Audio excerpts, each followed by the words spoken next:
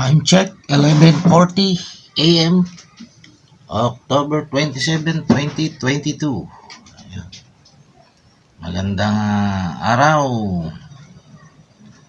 Ayun, at meron tayong tututukan uli. Isang kanito, no? Metal Dam Twitter. Ayan. Pro-KMDT 100 mm Metal Dam Twitter.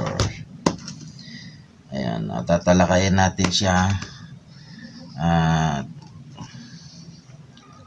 Matalakay natin kung paano ikabit yung kanyang capacitor at sa kanyang paggagamitan.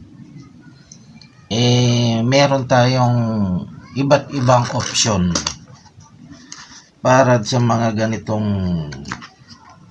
ayun, may kasama na pala na capacitor. 100 volt 2.2. Meron kasi tayong iba't ibang paraan pati dun sa siyempre dun sa pagkakabitan mong amplifier. Baka naman masyadong mataas ang wattage, talagang masisiraan tayo ng tweeter.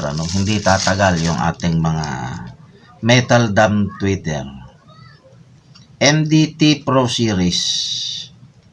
Ayun, 100 mm Metal Dam Tweeter. Ayan siya. So tatalakayin natin ngayon bakit ba palaging nasisira itong ating Twitter So mga katambay, dalawang klase kasi yung pwede nating ibahagi sa inyo. Meron tayong tinatawag na pambahay o yung full range. Doon kadalasang nakakabit yung mga ganitong metal dam tweeter. Na kapag nag-volume tayo, pati siya papasukin ng bass, bumi-bass din.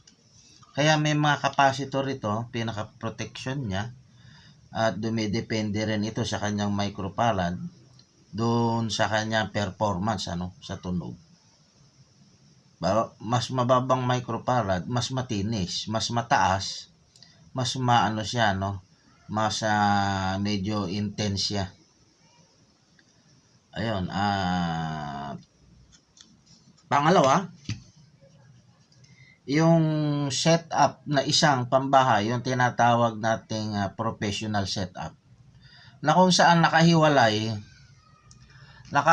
ang bass na amplifier at nakahiwalay din ang amplifier ng pamboses at pang tweeter.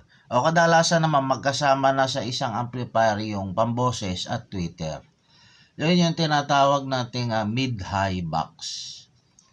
Ayan, kasama na dun yung tweeter sa mid, pamboses. Ang nakahiwalay yung pambass. Ayan.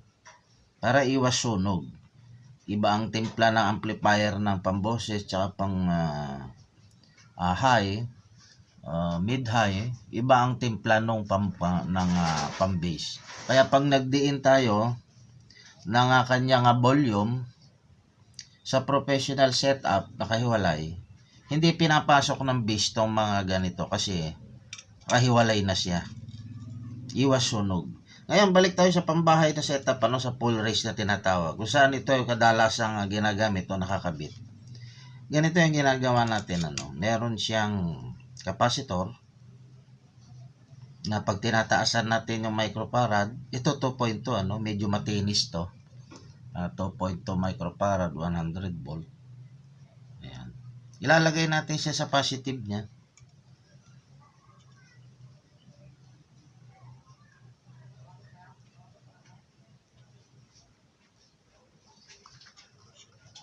Positive.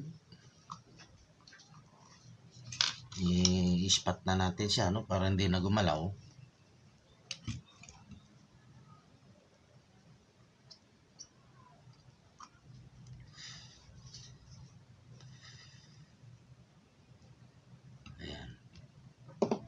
Then yung negative. Ito.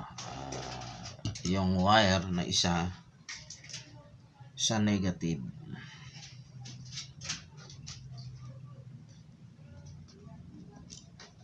Ayun, at bibigyan din natin ito, no? Uulitin natin uli. Tapos, papaliwanag natin kasi dalawang klase yung paggagamitan ng mga ganitong setup ng Twitter, mga dumb Twitter. Ayan. Yung positive niya dito. Ayan, yan na siya. Yung positive.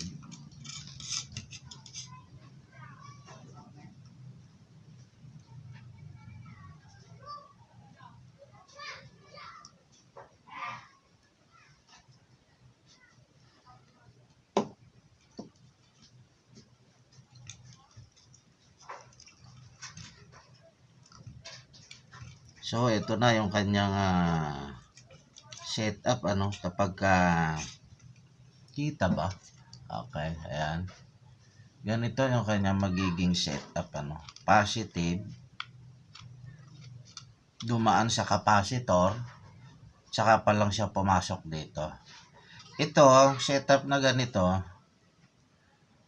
okay na ito sa mabababang unit ng amplifier, depende sa kung saan natin siya paggagamitin. Ngayon, meron namang setup kasi na paggagamitan nito, masyadong malalakas yung amplifier. So may paraan tayo dyan, para ma-protectionan din natin itong mga ganitong metal dumb tweeter. Maglalagay tayo ng 10 ohms to 18 ohms, kung anong pwedeng available. Magtatap tayo sa positive tsaka negative nito. Dito na mismo sa paa niya, sa loob. Ayan. Tatak na natin doon. Hindi na dito, sa loob na mismo nung paglampas ng capacitor, mismo doon sa positive pole at saka negative pole ng Twitter, Ayan, hindi na natin ispat, Pinapaliwanag lang natin siya. Ito yung isang paraan para maproteksyonan natin siya sa sunog kapag masyadong matataas na yung amplifier na paggagamitan natin sa kanya. Pero kung mga 3 auto, 5 auto lang naman na mild lang naman ng ang setup natin, hindi naman yung intense na setup na mas mga dinidiinan, okay na yung ganito. Yan na talaga ang setup niya. Ayan. Ito yung wire, naghiwalay yan, positive, negative. Yung negative, pumunta na agad sa negative. Yung positive, hindi pa muna pumunta, pumasok muna sa capacitor. Ayan. Yung positive natin, capacitor, yung out ng capacitor, pumunta sa positive. So, sinala muna nitong capacitor na ito. Ngayon, para malinawan pa natin gusto, yun yung mga setup na to, ito yung mapangkaraniwan na ginagamit natin. Kapag masyadong matataas na amplifier o malalakas na, maglalagay tayo ng 10 ohms. Kung ano available, hanggang 18 pwede, Ayan. Papahalang natin sa positive, negative, para madagdagan pa yung protection nitong dumb tweeter na ito, Ayan. Sa positive, negative na. Yung mismong terminal, doon yun na ikabit. Okay? Sana makatulong ang ating maiksing video na ito sa ating mga ka-sounds, mabigyan linaw itong mga nagsisetup kung paano nga ba't nasisira palagi yung Twitter, magpapalit ng voice coil yung iba. Ilang lang, sunog na naman. Sana makatulong ng konti itong tips na ito, guide na ito. Dito sa mga ganitong klase ng Twitter na ginagamit natin sa ating mga setup. Ayun, at kung hindi ka pa subscribe, kung nagustuhan mo ang video ito, please subscribe na at don't forget to hit the notification bell para lagi kayong updated sa ating mga susunod na video. John Tech TV.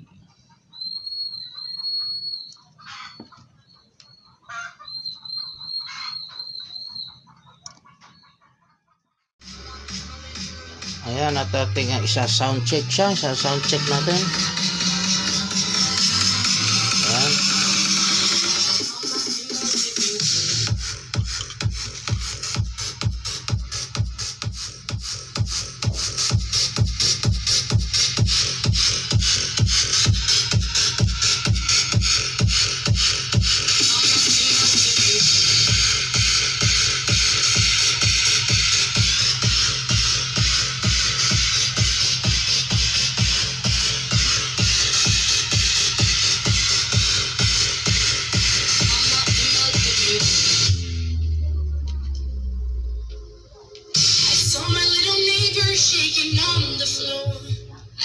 sound check. Ayan, palitan natin yung ating baka tayo'y ma-copyright. Ayan.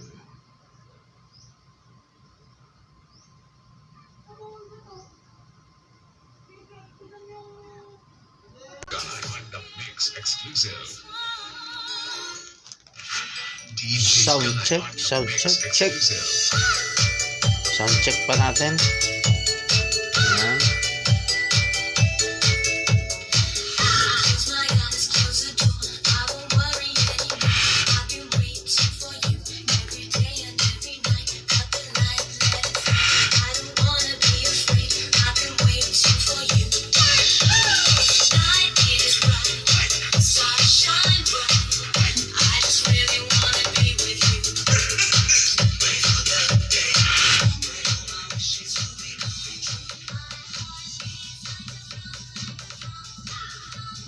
Ayan, at kung nagustuhan nyo ang ating video ngayon, kung hindi ka pa subscribe, please subscribe nga at don't forget to hit the notification bell para palagi kayong updated sa mga susunod nating video about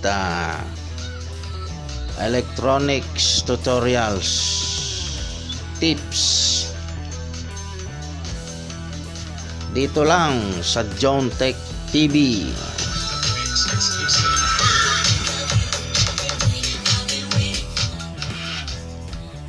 Bye bye.